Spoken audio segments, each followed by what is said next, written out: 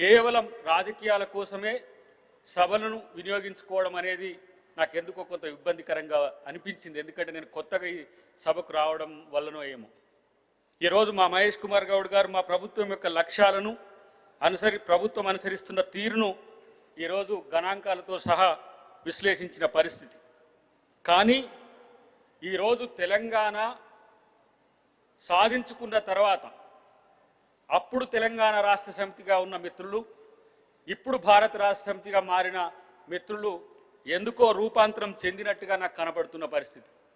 తెలంగాణ అస్తిత్వం ఎక్కడ కూడా కనపడేటట్టుగా కనిపించలేదు. ఎందుకంటే ఇంతకుముందు పెద్దలు మాట్లాడింది, గద్దర్ గారే కాదు, తెలంగాణ జాతి గీతాన్ని తెలంగాణ ప్రజలకు అంకితం చేయడంలో కూడా ఎందుకు వాళ్ళకు అడ్డం వచ్చిందో నాకు అర్థం కాలేదు. నిన్ననే మీ నేతృత్వంలో అధ్యక్ష ఇక్కడ తెలంగాణ తల్లి విగ్రహాన్ని మనం ఆవిష్కరించుకున్నాం. తెలంగాణ తల్లి యొక్క విగ్రహావిష్కరణకు ఏం సమస్య వచ్చుండే? ఒక రోజున అసెంబ్లీలో అంబేద్కర్ విగ్రహం పెట్టాలని గతంలో వాళ్ళ పార్టీలో ఉన్న సోదరి ఆ రోజు పోరాడినప్పుడు మేము ప్రజాసంఘంగా ఉండి సమర్థించి అంబేద్కర్ విగ్రహాన్ని అక్కడ పెట్టినాం. అలాంటప్పుడు మన ప్రభుత్వానికి వచ్చిన ఆలోచన గత ప్రభుత్వంలో ఉన్న వాళ్ళకి ఎందుకు రాలేదని ఆలోచన చేయాల్సిన అవసరం ఉంది. ఈరోజు 1200 మంది పైచిలకు అమరవీరులైతే 500, 600 వరకే పరిమితం చేసి మిగతా ఉద్యమకారుల పరిస్థితిని కూడా పక్కన పెట్టిన పరిస్థితి. ఈ మధ్య కాలంలోనే ముఖ్యమంత్రి గారి ఆదేశం మేరకు అధ్యక్ష మన పొన్నం ప్రభాకర్ గారి నేతృత్వంలో కోదండరామ్ గారు మేము కలిసి ఉద్యమంలో పాల్గొన్న గత 69 ఉద్యమంలో 2001 ఉద్యమంలో 96 ఉద్యమంలో 2009 తర్వాత వచ్చిన ఉద్యమంలో ఎవరెవరు పాల్గొన్నారో వాళ్ళందరి వివరాలు సేకరించి ఉద్యమకారులకు గుర్తింపుతో పాటు వాళ్ళకి ఏ విధంగా సహకరించాలనేది మేనిఫెస్టోలో పెట్టిన అంశాలను కూడా ప్రస్తావన తీసుకొచ్చిన అధ్యక్ష. కానీ ఎందుకు మరి గత ప్రభుత్వానికి ఈ యొక్క అంశాలు గుర్తుకు రాలేదు నాకు ఇంకా అర్థం కాలేదు. నేనే అధ్యక్ష ఆ రోజు అందశ్రీ గారి యొక్క పాటను జాతికి అంకితం చేసేటప్పుడు ఆ రోజు వారి కోరిక మేరకు కీరవాణి గారితో కలిసి చేస్తే అక్కడ కూడా వాళ్ళు ప్రాంతాల మధ్యన వైరుధ్యాలు పెట్టేటట్టే చేసి తప్పితే ఎందుకు ఆ పాటను మేము మరి చేయలేదో ఇప్పటివరకు చెప్పలేని పరిస్థితి. కేవలం తన యొక్క ఏమంటాము సామాజిక స్థితిని బట్ట ఏందా అనేది నాకు అర్థం కాలేదు. అంత మంచి పాట వేణోళ్ళ ఎవరికి రాని పాటనైనా నేర్చుకొని ఆ రోజు పాడిన పరిస్థితి. మరి తెలంగాణ ఉద్యమ పార్టీ అంటారు, ఎందుకో వాళ్ళకి అది అర్థం కాలేదు అధ్యక్ష. భారత రాష్ట్ర సమితి అని చెప్పి పేరు మార్చుకొని తెలంగాణ అస్తిత్వాన్ని వాళ్ళ పార్టీ నుంచి తీసేసుకున్న వాళ్ళు ఇలా తెలంగాణ గురించి మాట్లాడుతున్నారు అధ్యక్ష. కృష్ణా గోదావరి జలాల మీద మాట్లాడుతున్నారు అధ్యక్ష. 10 సంవత్సరాల పాటు కృష్ణా నీటిని పూర్తి స్థాయిలో ఏ విధంగా నిర్లక్ష్యం చేసిండ్రో చరిత్ర చెప్తున్న వాస్తవం. ఇలా గోదావరి నీటి మీద కట్టిన కాళేశ్వరం ప్రాజెక్టు లక్షల కోట్ల రూపాయలు పెట్టిన ప్రాజెక్టు ఈరోజు చుక్క నీరు కూడా రాకుంటే కనీసం ప్రస్తావన కూడా దేని ప్రతిపక్ష నాయకుడు ఈరోజు మనకు ఉండడం దుర్మార్గం అధ్యక్ష. ఎందుకు ఈ పరిస్థితి వచ్చింది? ప్రతిపక్ష నాయకుడు లేకుండా అక్కడ ఏ విధంగా వాళ్ళు గొడవ చేస్తున్నారో చూస్తున్నాం అధ్యక్ష. రాజకీయం చేసుకోవచ్చు కానీ ఈరోజు ఒక పద్ధతి ప్రకారం అబద్ధాలను ప్రచారం చేస్తారు. కాళేశ్వరం అంటే ఎవరో కూల్చిందని చెప్పి ప్రచారం చేస్తారు. ఈరోజు 1,00,000 కోట్లే కనుక ఈ తెలంగాణ బడ్జెట్లో ఉంటే ఎంతమంది పేదలకు ఇల్లు కట్టించేటోళ్ళం, ఎంతమంది విద్యార్థులకు ఉద్యోగాలు ఇచ్చేటోళ్ళం. నిరుద్యోగుల సమస్యను మళ్ళీ వాళ్ళే ఈరోజు తెర మీదకి తెస్తున్నారు అధ్యక్ష. 67,000 పైచిలకు ఉద్యోగాలు వాళ్ళు వేయలేక కనీసం 4 సార్లు వాటిని వాయిదా పడితే కూడా ఈ ప్రభుత్వం రేవంత్ రెడ్డి గారి పరీక్షలు నిర్వహించి ఉద్యోగాలు ఇస్తే ఉద్యోగాలు ఇవ్వలేదని చెప్తారు. వాళ్ళు మాట్లాడుతున్న తీరు చూస్తే సభలో కూడా మాట్లాడుకోలేని స్థితి. పక్క వాళ్ళకు పుట్టిన వాళ్ళను మా కొడుకులని చెప్తుందని చెప్పి వాళ్ళు మాట్లాడుతున్నారు అధ్యక్ష. ఆ నోటిఫికేషన్ వేసింది వాస్తవం కాదా, నింపింది కాంగ్రెస్ ప్రభుత్వం కాదా, లేకపోతే నిరుద్యోగులకు ఆ ఉద్యోగాలు ఇచ్చింది కాంగ్రెస్ ప్రభుత్వం కాదా అనే విషయాన్ని ఆలోచించాల్సిన అవసరం ఉంది అధ్యక్ష. కేవలం రాజకీయాలే. మనం ఫ్రీ బస్ ఇస్తే ఫ్రీ బస్సు వద్దు, ఆటో వాళ్ళని లేపుతారు అధ్యక్ష. ఇలా మూసీ ప్రక్షాళన హైదరాబాద్లో 1,20,00,000 మంది పైచిలకి ఈరోజు హైదరాబాద్లో ఉంటే నగరం నడి బొడ్డున కడుపులో క్యాన్సర్ లాగా మూసి ఉంటే 6 మీటింగ్లు పెట్టిన అధ్యక్ష. గతంలో 6 మీటింగ్ల మినిట్స్ కనుక చూస్తే వాళ్ళ మినిట్స్ యొక్క సారాంశమే ఈరోజు మనం తీసుకుంటున్నాం. మహాత్మా గాంధీ సరోవర్ అనే ప్రాజెక్టు కూడా ఈరోజు మేము ఎందుకు ఆలోచించమంటే గాంధీ గారి యొక్క ఏవైతే ఆ రోజు అవశేషాలు ఉన్నాయో వాటిని ఇక్కడ కూడా సంగమం దగ్గర ఈసా మూసీ నది సంగమం దగ్గర పెట్టినాం కాబట్టి ఒక సెంటిమెంట్గా గాంధీ సరోవర్ ప్రాజెక్టు కడతామంటే అది 5,000 కోట్లు 10,000 కోట్లు అని చెప్పి అబద్ధాలు ప్రచారం చేస్తున్న పరిస్థితి. ఈరోజు దానివల్ల మల్టిపుల్గా ఏ విధంగా మనకు ఉపయోగం ఉందో ముఖ్యమంత్రి గారు మొన్న ప్రైవేట్ ఒక మీటింగ్లో పూర్తి స్థాయిలో చెప్పిన అంశం కూడా వాళ్ళకి తెలుసు అధ్యక్ష. కేవలం గుడ్డిగా వ్యతిరేకించడం. ఇలా 200 యూనిట్లు ఇస్తున్న వాట వాళ్ళకు 6 గ్యారెంటీలో రాదు. 500కు గ్యాస్ బండ ఇచ్చే అంశం వాళ్ళకు గుర్తు రాదు. కేవలం ప్రతి దాన్ని అబద్ధం ప్రచారం చేయడం. ఇలా రైతు రుణమాఫీ చేసినాం. 20,000 కోట్ల పైచిలకు రైతు రుణమాఫీ చేస్తే రైతు రుణమాఫీ లేదు అంటారు. 19,000 కోట్ల పైచిలకి రైతు భరోసా ఇస్తే రైతు భరోసా ఇవ్వలేదని చెప్తారు. ఇలా సబ్సిడీ ఇస్తున్నాం, మేము సబ్సిడీ కాదు సన్న బియ్యానికి సంబంధించి మేము బోనస్ ఇస్తున్నాం అంటే ఇవ్వట్లేరంటారు.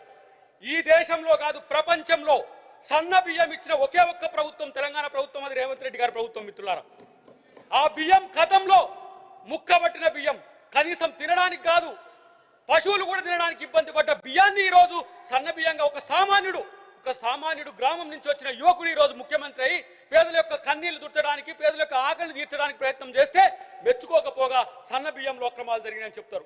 ఇలా రేషన్ కార్డు అధ్యక్ష, నేను గతంలో రాష్ట్రంలో తిరిగేటప్పుడు ఆయా ప్రాంతాల్లో పోయేటప్పుడు రేషన్ కార్డు 10 సంవత్సరాల కాలంలో పెళ్లిళ్ళైన వాళ్ళకు రేషన్ కార్డులు, దాంట్లో కొత్త సభ్యులను చేర్చుకోవడానికి కూడా వాళ్ళకి ఇష్టం లేకుండా రేషన్ కార్డులు ఇవ్వలేదు, మేము ఇచ్చినామని అంటారు. ఎంతమంది లబ్ధి పొందుతారో ఒక్కసారి గ్రామాల్లో తెలిస్తే మీకు అర్థమైంది అధ్యక్ష. 4 లక్షల పైచిలకి కొత్త ఇండ్లు వచ్చి దాదాపు 3 లక్షల పైచిలకి ఇండ్లు ఈరోజు ఇలా నిర్మాణ స్థాయి ఉన్నాయి. ఇదే మా మంత్రి గారు 5,000 కోట్ల పైచిలకి ఈరోజు అలొకేషన్స్ కూడా చేసిండ్రు. ప్రతిరోజు నిజాన్ని అబద్ధం చేయడానికి 100 మార్ఫింగ్లు చేస్తున్నారు తప్పితే వాస్తవాన్ని అంగీకరించడానికి సిద్ధంగా లేరు. నేను అంటున్న రైతు సమాజమే, మీ సమాజం రైతు భరోసా ఇవ్వట్లేదని చెప్పి ఈరోజు ప్రచారం చేస్తున్నారు కదా, దానికి కారణం ఎవరు? 8 లక్షల కోట్ల అప్పు నా తెలంగాణ చేసుకోవడానికి ఏమి చేసిండ్రు? మీరు 8 లక్షల కోట్ల అప్పు చేసిండ్రు. ఇలా దాదాపు నేను అనుకుంటున్నా 24 లక్షల కోట్ల పైచిలకు బడ్జెట్ ఇక్కడ ప్రవేశపెట్టిండ్రు ఈ 2 సభల్లో. 24 లక్షల కోట్ల బడ్జెట్ ఒక తీరైతే ఈ రోజు కార్పొరేషన్ల పేరు మీద ఇబ్బడి ముబ్బడిగా ఎఫ్ఆర్బిఎం పరిధిని దాటి కూడా ఈ రోజు పూర్తి స్థాయిలో 8 లక్షల కోట్ల అప్పు చేసి 52,000 కోట్ల పైచిలకు ఇవాళ ఈఎంఐల రూపంలో, వడ్డీల రూపంలో ఇవాళ ప్రభుత్వం కట్టాల్సి వస్తున్నది. మళ్ళీ పక్కకు పోతారు, మీకు 2,500 రూపాయలు ఎందుకు ఇస్తలేరని మహిళలు ఈ రోజు రెచ్చగొట్టే ప్రయత్నం చేస్తారు. ఇస్తాం డెఫినెట్ గా. 2,500 కాదు, సందర్భం వస్తే తులం బంగారం అనే అంశం కూడా ప్రభుత్వం ఆలోచిస్తుంది. కానీ మీరు చేసిన ఆర్థిక విధ్వంసం ఏంటో ఒకసారి ఆత్మపరిశీలన చేసుకోవాలని గత ప్రభుత్వంలో ఉన్న మిత్రుడు పెద్దలు నేను అడుగుతున్నా. తెలంగాణ అంటే ఎప్పుడైనా ఉందా అధ్యక్ష? మీకు ఒక 30-40 సంవత్సరాలు 40 సంవత్సరాల పైచిలకు రాజకీయ చరిత్ర ఉంది. తెలంగాణలో కక్షలు కార్పణ్యాలు ఇలాంటి వ్యతిరేక భావనలు ఉన్న రాజకీయాలు ఎప్పుడు లేవు. జానారెడ్డి గారు ఒకరోజు ప్రతిపక్ష నేత అయితే ఆనాటి ముఖ్యమంత్రి గారితో ఎట్లా ఉన్నాడో మీకు తెలుసు. ఉత్తమ్ కుమార్ రెడ్డి గారు ఎట్లా ఉన్నారో తెలుసు. కానీ ఈరోజు అధికార పక్షమైన ప్రతిపక్షమైన బీఆర్ఎస్ పార్టీకి శత్రు పక్షమైన పరిస్థితి ఉన్నది. ప్రజాపక్షాన పొట్లాడవలసిన వాళ్ళం మీరు. ఇలా ఒక రోజున మీరు అధికార పక్షంలో ఉన్నారు, ఆ రోజు మేము విజ్ఞప్తులు చేసినాం, వినతులు చేసినాం, అవసరమైతే డిమాండ్లు చేసినాం, నిరసనలు చేసినాం. కానీ మీరు అక్కసుతో ఉన్న పరిస్థితి. ఇంతకుముందు మా పిసిసి గారు అన్న దాంట్లో తప్పేముంది? ఈగల్ టీముకు మీ లీడర్లు దొరుకుతున్నారంటే ఆత్మపరిశీలన చేసుకోండి. ఎందుకు ఒక స్టేట్మెంట్ మా నాయకుడు కాదు అని చెప్పి మీ పార్టీ నుంచి రాలే? ఇక్కడ మీరు అబ్జెక్షన్ చెప్తున్నారు. ఇలా పోలీసులతో ఈగల్ టీమును తప్పుపడుతున్న పరిస్థితి ఉన్నది. ఈరోజు ఎఫ్ఐఆర్ను తప్పుపడుతున్న పరిస్థితి ఉన్నది. ఇదా తెలంగాణ కోరుకున్నది? ఏ పల్లెలకు నా నియోజకవర్గంలో, నా పాత నియోజకవర్గంలో తుంగతుర్తిలో అధ్యక్ష, నేను ఒక పోలీస్ ఆఫీసర్కు ఫోన్ చేసి వాళ్ళని వదిలిపెట్టమంటే సార్ వాళ్ళు ఏం చేసిరో తెలుసా మీకు అని అన్నారు. ఇవాళ నా తెలంగాణ జాతి డ్రగ్స్ తీసుకోవాల్సిన దుస్థితికి వచ్చిందా? ఇలా తెలంగాణ అస్తిత్వం మొత్తం ఎటువైపు డ్రగ్స్ వైపు పోతున్న పరిస్థితి ఉన్నది. ఇలా ఏంటి నష్టం ఏంటి అధ్యక్ష? నేను అడుగుతా. డ్రగ్స్ టెస్ట్ పెట్టుకొని వచ్చిన తర్వాత డ్రగ్స్ తీసుకున్నానికి ఏ పార్టీ కూడా టికెట్ కూడా ఇవ్వాల్సిన అవసరం లేదని నేను ఒక సామాన్యుడిగా, ఒక ప్రజా ఉద్యమకారుడిగా నేను అడుగుతున్నా అధ్యక్ష. ఏ రోజైనా సరే వాళ్ళు వైట్ ఛాలెంజ్ అని గతంలో ముఖ్యమంత్రి గారు ఇక్కడనే అమరవీర స్థూపం దగ్గర తీసుకుంటే ఆ రోజు బీజేపీలో ఉన్న ఒక మిత్రుడు ఒప్పుకున్నాడు, ఇప్పుడు వాళ్ళ పార్టీలో ఉన్న ఒక మిత్రుడు కూడా ఒప్పుకున్నాడు. కానీ వాళ్ళు మాత్రం కోపంగా ఉన్నారు. ఈ రోజు కూడా వాళ్ళకు ఎందుకు ఆ కోపం? డ్రగ్స్ తీసుకోవడానికి మనం ఆహ్వానిద్దామని ఆలోచించండి మిత్రులారా. నేను ఒకటే, కేవలం ఈరోజు బీఆర్ఎస్ ప్రతిపక్షంలో ఉన్నది, మమ్మల్ని ప్రశ్నిస్తుంది కాబట్టి మిమ్మల్ని ఏదో మేము అణచివేసే ధోరణితో ఈ ప్రభుత్వం ఉండదు అధ్యక్ష. ఇదే బీఆర్ఎస్ ప్రభుత్వం. మేము ఉద్యమకారులమై తెలిసినా కూడా శ్రీకాంతాచారి ఆత్మహత్య చేసుకున్న రోజు మురళీ ముదిరాజ్ ఆత్మహత్య చేసుకుంటే పరామర్శకు పోతే మా మీద కేసులు పెట్టి జైల్లో పెట్టిన చరిత్ర అధ్యక్ష. గత ప్రభుత్వం ఏది కూడా ఆ పరిస్థితి లేదు. రాజశేఖర రెడ్డి గారు కానీ లేకపోతే గతంలో ఉన్న ముఖ్యమంత్రులు ఎవరు కూడా లేదు. మా మీద ఇంత కక్ష ఎందుకు ఉంది? కానీ మిమ్మల్ని ప్రేమించే గుణం రేవంత్ రెడ్డి గారికి ఉన్నది, గుర్తుపెట్టుకోండి. ఇలా మాట్లాడితే అవినీతి అక్రమాలు దేంట్లో లేరు. ఈ కార్ రేసులో చేసింది వాస్తవం కాదా? లేకపోతే మీరు కాళేశ్వరం చేసింది వాస్తవం కాదా? ఈరోజు బీజేపీ అధ్యక్ష సిబిఐకి ఇచ్చినాం కాళేశ్వరం ఇస్తే ఇంతవరకు దాని మీద ఊసు లేదు, ఎలాంటి ఆలోచన లేదు. బీజేపీ ఈరోజు బీఆర్ఎస్ కు సపోర్ట్ చేయడం వలన వీళ్ళు ఈ ఎత్తుగా మరి వాళ్ళు రెచ్చిపోతున్న పరిస్థితి నాకు అనిపిస్తున్నది. బడ్జెట్ లో కూడా కేంద్ర ప్రభుత్వంలో ఉన్న బడ్జెట్ 12 సంవత్సరాల 10 సంవత్సరాల వాళ్ళే ఉన్న అధ్యక్ష. ఎందుకు ఈ తెలంగాణకు నిధులు తీసుకురాలేదనే విషయంలో ఎందుకు బీఆర్ఎస్ నిలదీయలేదు అధ్యక్ష? ఇప్పుడు కూడా మేము కేంద్ర ప్రభుత్వాన్ని ప్రశ్నిస్తుంటే వాళ్ళు మమ్మల్ని ప్రశ్నిస్తారు, కేంద్ర ప్రభుత్వం మీద కామ్గా ఉంటారు. మేము అనుకున్నాం ఒకటి ఏంటంటే 2 పువ్వులు ప్రేమించుకుంటున్నాయేమని. ప్రేమ కాదు, కాంగ్రెస్ మీద ద్వేషం. ఈరోజు 12 సంవత్సరాల్లో ఏదైతే విభజన చట్టంలో మనం పెట్టినామో ఆ అంశాలకు కూడా మోక్షం కలిగించకపోతే కేసీఆర్ గారు ఒక మాట అన్నారు, ప్రస్తావన చేస్తున్నా, మీరు ఏమనుకోకండి.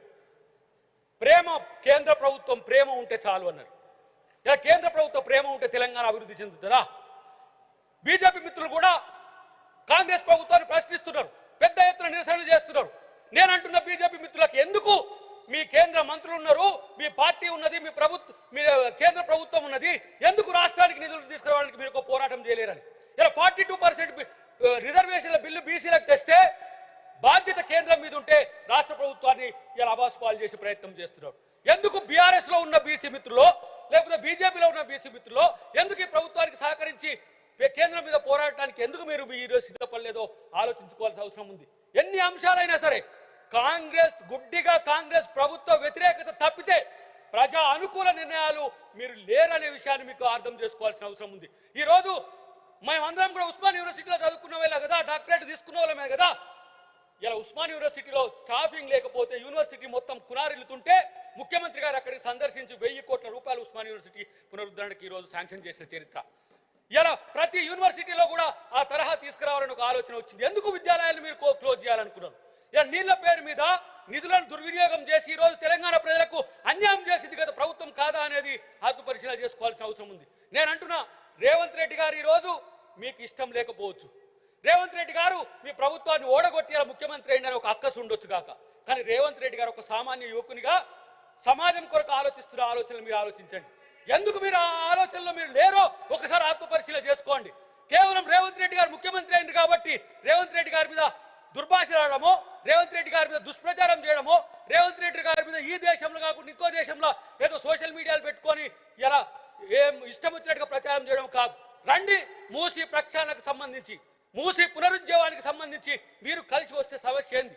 4 ఫేసులు 5 ఫేసులుగా ఉన్న వాటిని ఇలా హైదరాబాద్కి అత్యంత రిచెస్ట్ కంపెనీస్ ఇలా హైదరాబాద్కి రావడానికి ఫార్చ్యూన్ 500 కంపెనీస్ రావడానికి సిద్ధంగా ఉన్నాయి.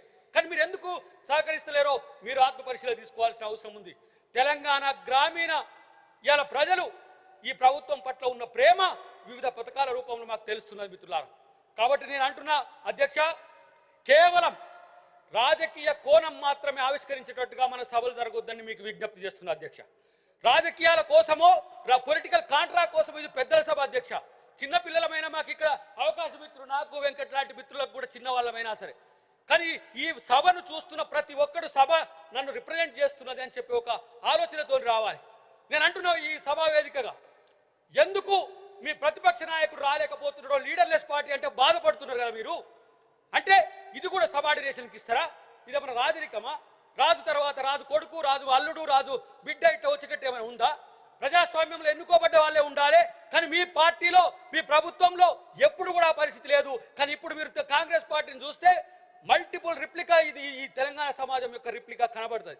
కాబట్టి నేను అంటున్నా, ఒక రోజున కేసీఆర్ గారు కూడా మా ఉద్యమ సహచరుడే, కానీ ఉద్యమాన్ని గౌరవించే సంస్కృతిని కోల్పోలే. ఉద్యమ సంస్కృతి ఉద్యమకారుల మీద ఏ విధంగా కక్ష తీసుకున్నాడో మీరు గతంలో చూసిండ్రు. నేను అంటున్నా, ఇలా అదే మీరు అంటున్నారు కదా, ఎక్కడ రేవంత్ రెడ్డి గారు ఉద్యమంలో ఉన్నాడని, ఉద్యమంలో ఉండి ఇదే సభలో ఏ విధంగా హరీష్ రావుతో పాటు సభలో లేడైన పేరు తెచ్చుకుంటే మీరేమని అనుకోవచ్చు కాక, ఏ విధంగా గవర్నర్ గారి ప్రసంగం విషయంలో ఏ విధంగా అడ్డుకున్నాడో మీకు తెలుసు. కానీ ఉద్యమకారులను ప్రతి ఒక్కరిని జైల్లో పెట్టిన చరిత్ర వీళ్ళది అధ్యక్ష. అది ఆ రోజు జేఏసీ చైర్మన్గా ఉన్న కోదండరామ్ గారిని కావచ్చు, ఆ రోజు ఈ రోజు కూడా ఉన్న కృష్ణమాది గారిని కావచ్చు, మాలాంటి వాళ్ళని కావచ్చు, ఎవరు కేసీఆర్ని వ్యతిరేకిస్తే వాళ్ళని జైల్లో పెట్టిన చరిత్ర అధ్యక్ష. మా లాంటి వాళ్ళ మీద కాంగ్రెస్ పార్టీకి వచ్చినామంటే కూడా రాజకీయ ఒక అక్కసుతోనే ఈ రోజు తన కుటుంబాన్ని పెంచి పోషించాలనే ఉద్దేశంతో ఉన్నారు తప్పితే మరొకటి కాదు. ఇప్పటికైనా బీఆర్ఎస్ మిత్రులకు చెప్తున్నా, రాజకీయం కేవలం ఒక కుటుంబానికో ఒక వ్యక్తులకు సంబంధించిన అంశం కాదు. ప్రత్యేకించి తెలంగాణ అది కాదు. తెలంగాణ అది సహించదు. తెలంగాణలో ఇలాంటి రాజకీయాలను చిల్లు చేటు కొట్టేయాలా కేసీఆర్ కుటుంబాన్ని ఎలా పతనం చేసే చరిత్ర. కాబట్టి ఇప్పటికైనా కనీసం సమస్యల మీద చర్చించే ప్రయత్నం చేయండి, సమస్యల కోసం తీసుకొచ్చే ప్రయత్నం చేయండి. కానీ ఎవరో ఆయన చెప్తే ఈయన చెప్తే ఆయన కొడుకు అనేది ఇది రాజ్యం కాదనే విషయాన్ని తెలుసుకోవాల్సిన అవసరం ఉంది. మిత్రులారా, నేను ఒకటి చెప్తున్నా, మీకు చిత్తశుద్ధి ఉంటే బీజేపీ ప్రభుత్వం మీద పోరాడే దమ్ముందా ఇలా ఆలోచించండి అని చెప్తున్నా. బీజేపీ ప్రభుత్వం మీద ఎందుకు పోరాడతలేరు మీరు? ఇలా ఏ బడ్జెట్లో కానీ రైల్వే లైన్లు కావచ్చు, ఇలా కేంద్ర ప్రభుత్వ ప్రాజెక్టు కావచ్చు, ఇక్కడికి వచ్చే వాటిని కూడా ఇలా కేంద్ర ప్రభుత్వం అడ్డుకుంటున్న పరిస్థితి. అంటే తెలంగాణ అంటే కాంగ్రెస్ విమర్శించడానికే మీరు ఉన్నారా? బీజేపీ గురించి పట్టించుకోరా? బీజేపీ బడ్జెట్లో మనకు చూపించిన ఏదైతే వ్యతిరేకత ఉందో కనీసం రిప్లికా కూడా వాళ్ళు చేసే పరిస్థితులు లేరు అధ్యక్ష. కాబట్టి నేను అంటున్నా, ఇలా తెలంగాణ ప్రజలు కాంగ్రెస్ పార్టీని ఏ విధంగా కోరుకున్నారో మొన్న మున్సిపల్ ఎలక్షన్లో కూడా మీకు అర్థమయ్యాలి. జూబ్లీహిల్స్ ఎలక్షన్స్ అర్థం కావాలి, ఎంపీ ఎలక్షన్స్లో 0 వచ్చినాయి అర్థం కావాలి. ఇలా ఏదైతే కంటోన్మెంట్ ఎన్నిక ఉందో అక్కడ కూడా లేరా? ఏమైనా సరే సర్పంచ్ ఎన్నికల్లో రేపు ఎంపీటీసీ జెడ్పీటీసీ ఎన్నికలు కూడా అదే పరిస్థితి వస్తుంది. బీఆర్ఎస్ను సరే అన్డెమోక్రటిక్ అయిన మీకు అనిపించిన బండకేసి బాధినా కూడా మీకు ఇంకా కేవలం విమర్శలకు పరిమితం అవుతుంది తప్పితే మిమ్మల్ని మీరు రిడ్రెస్ చేసుకునే పరిస్థితులు లేరు. ఇలా కొత్త గవర్నర్ గారు ఇక్కడికి వచ్చిండు. గవర్నర్ గారు 2 సభలను ఉద్దేశించి ప్రసంగిస్తున్నారు. రాజ్యాంగబద్ధ హోదా, దానికి పార్టీ లేదు. ప్రతిపక్ష నాయకుడు రాలేకపోతే ఇంకో సందర్భం అన్న పోయి గవర్నర్ గారిని గౌరవించాల్సిన సందర్భం. ఇలా సభలను ఉద్దేశించి ప్రసంగించినప్పుడు రాకపోయినా ప్రత్యేకంగా పోయి కలిసే అవకాశం ఉంటుంది. ఎక్కడ మీరు మీ నాయకుడికి రాజ్యాంగమే ఇష్టం లేదు, రాజ్యాంగాన్ని మార్చాలని. అందుకనే ఆయనను మార్చింది కాబట్టి ఈ రాజ్యాంగాన్ని గౌరవించాలని చెప్పి ఏమైనా రాజ్యాంగబద్ధ హోదాలకు ఆయన గౌరవిస్తలేడా? కాబట్టి తెలంగాణ తల్లి విగ్రహం ఇక్కడ ఓపెనింగ్ ఇస్తే ప్రతిపక్ష నాయకుడు ఉండడా? కాబట్టి మిత్రులారా, ఇవన్నీ కూడా మొదటి సమావేశం. కానీ రేపు లెక్కలు ఎక్కాలు గణాంకాలు విశ్లేషణలతో మరింత పెద్ద ఎత్తునే మేము కూడా ప్రసంగిస్తాం. ఇది కేవలం ఎమోషనల్ ఎందుకు వస్తుందంటే, కోట్ల రూపాయలు ఈరోజు తెలంగాణ ప్రజలు వెచ్చించి మనకి ఈ హోదాలు ఇచ్చింది. కోట్ల రూపాయలు వాళ్ళ కొరకు ఆలోచించడం కాకుండా కుటుంబాల కొరకో వ్యక్తుల కొరకో మీరు ప్రాధేయపడే పరిస్థితి వస్తే అది పద్ధతిగా ఉంటుందని చెప్పడానికే నేను ప్రయత్నం చేస్తున్నా. ఏమున్నా దీంట్లో ఉన్న అంశాలు చెప్తే ఎన్ని అంశాల్లో మీ ఒక్కదానికి కూడా సమాధానం చెప్పలేదు. ఈరోజు మా పిసిసి అధ్యక్షుల వారు చెప్పారు కదా, వాటికి సంబంధించి లెక్కలకు రారు, అడ్డుకోవడానికి వస్తారు, లేదంటే ఒక యాంటీ కామెంట్ చేయడానికి వస్తారు. ఎస్, డెఫినెట్గా ఎంత సమయం అంటే అంత సమయం అధ్యక్ష. మీరు డెమోక్రాటిక్గా ఉంటారు అధ్యక్ష. మీరు ఎంత సమయం అంటే అంత సమయం వాళ్ళకి ఇవ్వండి. వాళ్ళు ఇవ్వలేదు గతంలో, ఈరోజు కాంగ్రెస్ ప్రభుత్వం ఇస్తుంది. మీరు కూడా పెద్దలు, మీరు న్యూట్రల్గా ఉండగలుగుతారు కాబట్టి ఇస్తారు. ఇచ్చినప్పుడు అప్పుడైనా కనీసం సమస్యలు ప్రస్తావించే సోయి ఉంటుందో కూడా చూద్దాం. నేను ఎందుకంటే ఇంకా 5 సంవత్సరాలు ఈ సభలో ఉంటాం, సుదీర్ఘకాలంగా ఉంటాం. ఎవరెంతకాలం ఉన్నా మేం మాత్రం తెలంగాణ ప్రజలకు తెలంగాణ సమాజానికి మేలు జరిగే విధంగా కార్యాచరణ ఉంటే సహించేది తప్పితే ఇలాంటి ఇష్టం వచ్చినట్టుగా మాట్లాడితే మాత్రం మీరు కూడా వాళ్ళు పట్టించుకొని వాళ్ళకు చర్యలు తీసుకోవాలని చెప్పి విజ్ఞప్తి చేస్తూ, మొట్టమొదటి సమావేశానికి నాకు అవకాశం ఇచ్చిన మీ అందరికి కృతజ్ఞతలు. మిత్రులు గొడవ చేసినా ఆపోజ్ చేసినా మీరందరూ కూడా సహకరించినందుకు థ్యాంక్ యూ వెరీ మచ్.